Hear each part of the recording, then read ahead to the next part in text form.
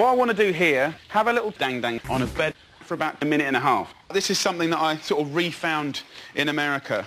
I want to hit it and squeeze it in the middle, move it around, and then just spank it. And then the idea is you'll get a beautiful sort of homemade sort of sauce happening there. I don't even know where to start. First things first, some greaseproof paper, open the windows, get your fan on, whatever you fancy. So, all of that boring stuff done, we're ready and raring to go. This is the baby, so just give it a little hug. Really nice. Crunchy here, a bit lighter and more fluffy here. And if you look at it, it's beautifully marbled with fat. You can tell it's good quality. Just have a feel. I'm happy with that. It's really hard. What I generally try and do purposefully, just sort of rub it in as if you're giving a massage, but far too often, that's not what we're getting. I'm going to do a lovely rub, give it a little bash for about 2.5, 3 minutes. So I've got to create magic in that time. And look, you know, we're using a few different ingredients today. So there's a little bit of a shopping list there, right? You've got no reason to do this unless you're curious. So now at this stage, you will love this one. I'm going to take my meat and put it in and around this chicken. It's nice, it's green. Do you know what I mean? It's going to help you out a lot. Brilliant.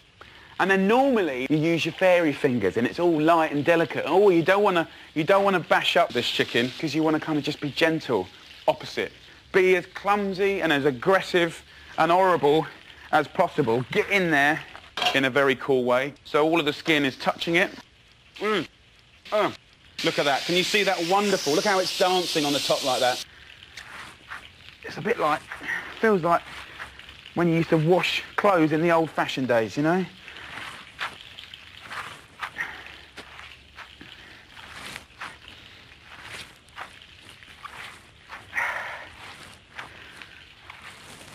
This has probably had enough, actually.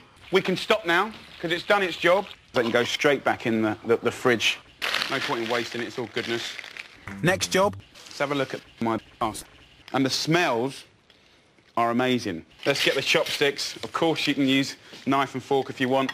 There's a couple of ways to really get that in there. You could do it to your liking, of course.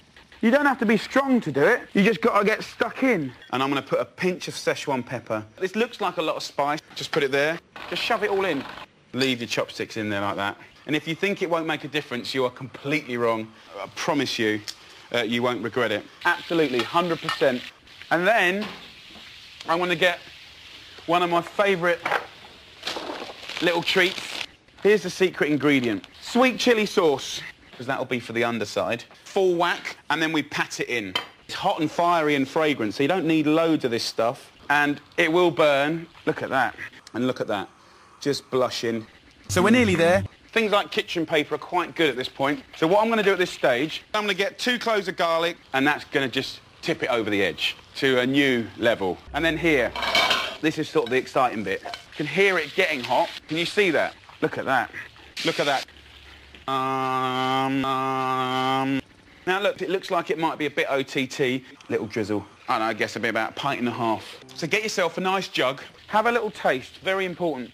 It's got a flavour sort of like wild strawberries and cherries and I don't know. It's just the most incredible.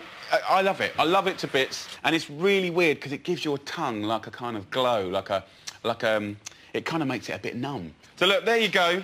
People are going to be fighting over that. I think that's about it, actually. All of that in well under half an hour.